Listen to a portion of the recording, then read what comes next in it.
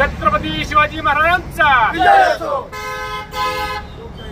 लोकशाही अण्णाभाऊ साठ्यांचा साहित्य रत्न लोकशाही अण्णाभाऊ साठ्यांचा क्रांती सूर्य महात्मा ज्योतिबा फुल्यांचा क्रांती ज्योती सावित्रीबाई फुल्यांचा हिंदवी स्वराज्य संस्थापक क्षत्रिय गुणवंत बहुजन प्रतिपालक गुणवाणी भूषण श्रीमंत छत्रपती शिवाजी महाराज की जय, शाहू महाराज की जय, संभाजी महाराज की जय।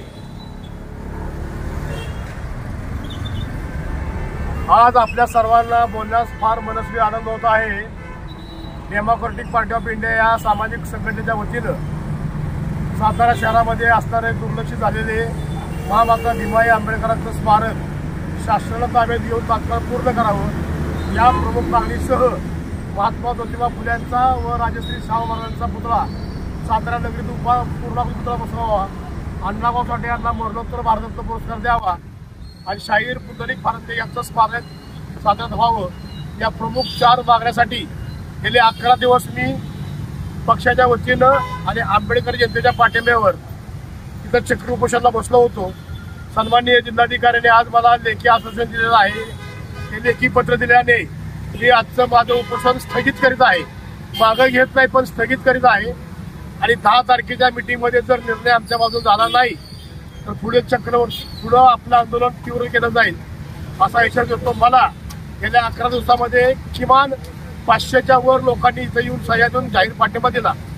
ते लोक होते सर्वसामान्य कुटुंबातील बहुजन समाजातले मागासवर्गीय लोक होती।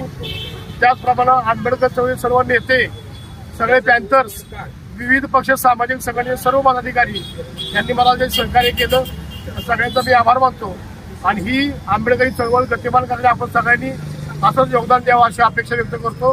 धन्यवाद। जय भीम, जय लहूजी, जय संविधान। चक्री उपोषण जे आम्ही ठेवलं होतं ते आता 8वा का 9वा दिवस ना 11वा दिवस ज्या उपोषणासाठी आम्ही बसलो होतो त्याचं लेखी निवेदन आम्हाला कलेक्टर साहेबांनी दिलेलं आहे। तर ते आम्ही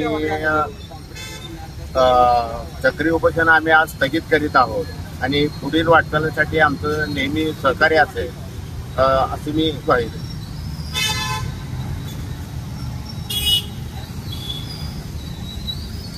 काही प्रश्न असे निरुत्तरित राहतात की त्या प्रश्नाला शेवट कसा करायचा आणि त्या प्रश्नाचा सुरुवात कशी करायची हा एक प्रश्न निर्माण होतो। अशाच पद्धतीचा हा प्रश्न निर्माण झाला होता। भीमाई स्मारकाबाबत मी एका वाक्यात सांगेन, आंबेडकर चळवळीच्या जोरावर, आंबेडकरी चळवळीच्या पाठिंब्यावर DPI पक्षाचे जिल्हाध्यक्ष आणि अमरदादा गायकवाड या पिता पुत्रांनी भीमाई आंबेडकर स्मारक झालं पाहिजे म्हणून चक्री उपोषणाला सुरुवात केली। त्याचा आजचा 11वा दिवस आहे। या चक्री उपोषणाला सातारा जिल्ह्यातल्या पुरोगामी चळवळीत काम करणाऱ्या सगळ्यांनी, अगदी OBC संघटनेपासून भटक्या विमुक्त संघटनेपर्यंत RPIच्या सगळ्या घटकांनी जाहीर पाठिंबा दिला होता, योगदान दिलं होतं। मात्र हे सगळं करण्यासाठी निमित्त मात्र कोण ठरलं तर तो अमरदादा गायकवाड।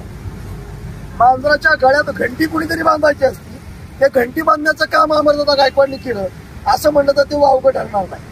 कारण घंटी बांधायचं हवं तर बोच करणार आहे, हाताला नख लागणार आहे, दात लागणार आहेत, हे माहिती असतानाही घंटी बांधायचा प्रयत्न केला आणि त्याच्यामध्ये सक्सेस झालो। कारण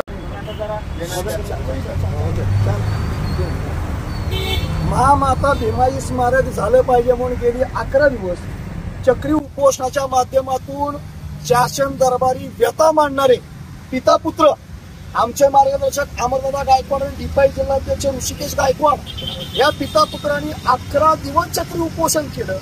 मात्र या ठिकाणी कामानिमित्त उपस्थित झालेले कोरेगाव विधानसभेचे आमदार माननीय महेशजी शिंदे साहेब हे या ठिकाणी उपस्थित झाले होते।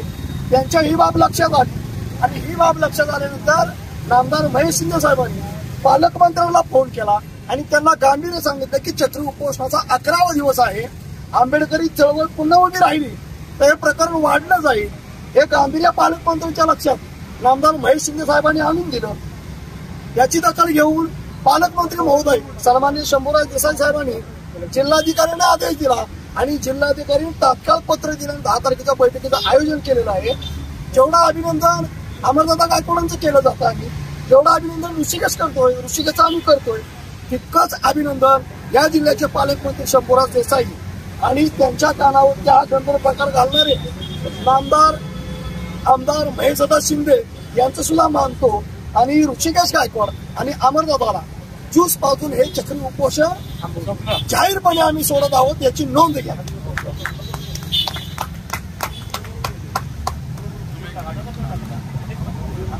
प्या